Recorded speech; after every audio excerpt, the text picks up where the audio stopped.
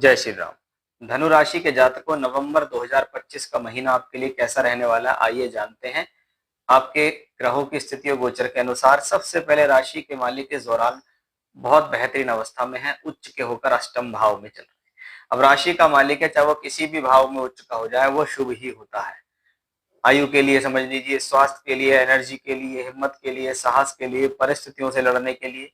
इस दौरान हम जो काम कर रहे हैं, जो सोच रहे हैं, जो योजना बना रहे हैं, उससे संबंधित स्थितियों के लिए बेहतर है।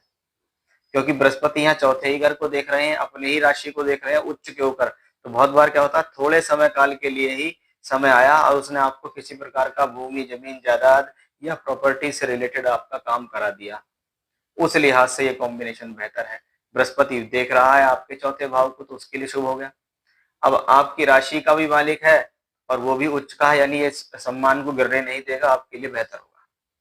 अब आपकी राशि से अगर हम 12वें भाव के अंदर जाते हैं, जिसको मैं खर्च का भाव कहता हूं, वहां आप देखेंगे कि वहां पर मंगल अपनी ही राशि में बैठे हुए हैं, जो कि पॉजिटिव है। 12वें घर का स्वामी 12वें घर में होगा तो वो कोशिश करेगा किसी ना किसी प्रकार से, टूर से, ट्रैवलिंग से, यात्राओं से, दूर स्थान से जुड़कर आपको कोई लाभ दिला दे। आप ट्रैवलिंग करने लगे तो आपको फायदा हो जाए, आप दूर के लोगों से जुड़े तो आपको फायदा हो जाए। बुध ग्रह दशमेश होकर उसके साथ है, जो इस बात को कहता है कि कार्य क्षेत्र को चलाने के लिए किसी प्रकार की ऐसी यात्रा भी करनी पड़ सकती है जिसमें आपको अपनी जेब से पैसा लगाना पड़े। तो ऐसा भी यहाँ संभव है, इसलिए खर्च भाव में मंगल बुध है। 16 नवंबर को भाग्य स्थान के स्वामी जो कि सूर्य हैं, जो कि अभी तक नीच की अवस्था में थे, वो भी वहां पहुंच जाएंगे 12वें घर में। गुरु जैसा ग्रह भी 12वें घर को देखेगा, यानी इस दौरान 12वें घर से संबंधित कुछ घटना हो सकती है। या तो आपको अचानक से कोई ट्रैवलिंग करने को मिले, अचानक से कोई यात्रा बन जाए, कोई आपका वीजा मिल जाए, कोई आपका पीआर हो जाए, या आप कोई विदेश के लिए चले जाएं, बहुत बार पढ़ने के लिए बाहर चले जाएं, ऐसा भी संभव है। तो ये स्थितियां, क्योंकि चार चार ग्रहों का संबंध वहां से बन जाएगा।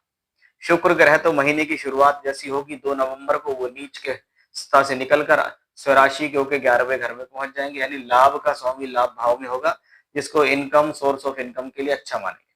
प्रोफेशनल लाइफ का मालिक ग्रह बुध है, 12th हाउस में है, जो कहता है फैसले थोड़े से प्रोफेशनली सोच समझ कर लें, किसी भी प्रकार की जल्दबाजी आपके लिए नुकसानदायी हो सकती है, थोड़ा उसमें स्लो रखें। जो शनि की ढैया आपके जीवन में वर्तमान में चल रही है, उच्च के गुरु की दृष्टि शनि के ऊपर है। अब ये उच्च का गुरु जब शनि के ऊपर दृष्टि देता है, तो ये ढैया में कमी लाएगा। ढैया में कमी यानी आपके स्ट्रेस में कमी लाएगा, आपके चिंतन और आपकी परेशानियों में कमी लाएगा। जय श्री राम।